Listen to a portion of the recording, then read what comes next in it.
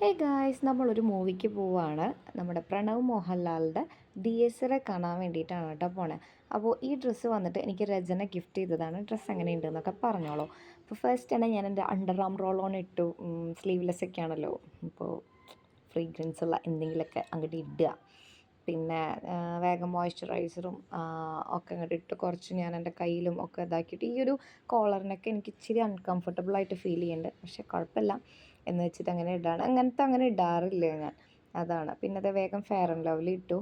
Body ലോഷനൊക്കെ അങ്ങോട്ട്, body ലോഷനല്ല, ഈ same moisturiser തന്നെ ഇട്ടേ. കാരണം എന്താ വെച്ച് കഴിഞ്ഞാൽ എനിക്ക് കുറച്ചും കൂടി കഴിഞ്ഞ് കഴിഞ്ഞാൽ ഭയങ്കര ഇങ്ങനെ സ്കിൻ ഡ്രൈ ആയി തുടങ്ങും. അതുകൊണ്ടാണ് കേട്ടോ. ആ ഫെയർ ആൻഡ് ലവ്ലി ഉണങ്ങുന്ന ടൈമിൽ ഞാൻ എൻ്റെ ഐബ്രോ ജസ്റ്റ് ഫില്ല് ചെയ്തു, പൗഡർ ഇട്ടു, ലിപ്സ്റ്റിക്ക് ഇട്ടു, ഒക്കെ ചെയ്തു. പിന്നെ അത് എന്നോടാണ് എൻ്റെ വാച്ച് അങ്ങോട്ട് മാറ്റി ഞാൻ നീ ഒരു വാച്ച് എടുത്തിട്ടു. അപ്പോൾ മുടിയൊക്കെ അങ്ങോട്ട് മുകളിലേക്ക് ഇങ്ങനെ കെട്ടി വെച്ചെങ്കിലും എനിക്കത് അത്രയ്ക്ക് അങ്ങോട്ട് സെറ്റായില്ല. വീണ്ടും അഴിച്ച് കെട്ടിയായിരുന്നു. ഒരു 100 വട്ടം അങ്ങനെ അഴിച്ച് കെട്ടി അങ്ങനെ നിൽക്കും. അത് കഴിഞ്ഞ് തിയേറ്ററിൻ്റെ ഉള്ളിലേക്ക് കയറി കഴിഞ്ഞ് കഴിഞ്ഞാൽ ഞാനിത് ഫുൾ അഴിച്ചിട്ടു കേട്ടോ ഗൈസ്. ഇങ്ങനെയൊക്കെ കെട്ടണത് വെറുതെയാണ്. അങ്ങനെയൊക്കെ കെട്ടിയൊക്കെ ഞാൻ പോവും. പക്ഷെ അവിടെ എത്തിക്കഴിഞ്ഞ് കഴിഞ്ഞാൽ മാറിയത് കണ്ടില്ല. എന്നത്തെയും പോലെ ഓടിപ്പടഞ്ഞ് ഇറങ്ങിയിട്ട് വീട്ടിലിടുന്ന ഒരു മന്ദം ചെരുപ്പ് എടുത്തിട്ടിട്ട് ഇറങ്ങിയെങ്കിലും പകുതിക്ക് വെച്ച് തിരിച്ച് പോരേണ്ടി വന്നു. എന്നിട്ട് ഞാൻ എൻ്റെ ചെരുപ്പ് എടുത്തിട്ട് ഇവിടെ അച്ഛൻ്റെ ചെരുപ്പ് അങ്ങോട്ടാണ് ഞാൻ ഇറങ്ങിയത് ഗൈസ്. ഓടിപ്പടഞ്ഞിറങ്ങിയതാണ്. രാഗത്തിലാണ് നമ്മൾ പോയത്. എപ്പോഴത്തെയും പോലെ തന്നെ ലേറ്റാണ്. ദേ ഓടിപ്പടഞ്ഞുകൊണ്ടിരിക്കുകയാണ് ഞങ്ങൾ. ഫസ്റ്റ് നമ്മുടെ DSR എഴുതിയതൊന്നും എനിക്ക് വീഡിയോ എടുക്കാൻ പറ്റിയില്ല.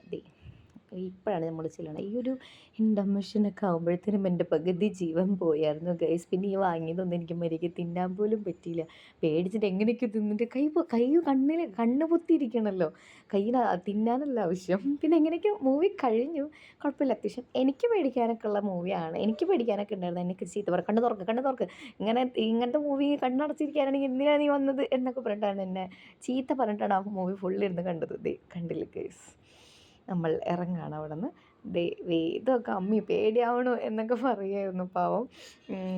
അങ്ങനെ ഞങ്ങൾ അവിടെ നിന്ന് ഇറങ്ങി വേഗം നമ്മൾ ഷിജിൽ മാമൻ്റെ തട്ടുകടയിലേക്ക് പോന്നു. വേഗം ഞാനും വേദും ദോശ കഴിച്ചു. ദോശയും ഒരു കുറുമക്കറിയും പറഞ്ഞിട്ടുണ്ടായിരുന്നു, അത് കഴിച്ചു. പിന്നെ വേദുവിന് ലെഗ് പീസ് മേടിച്ചിട്ടുണ്ടായിരുന്നു പിള്ളേർക്ക്.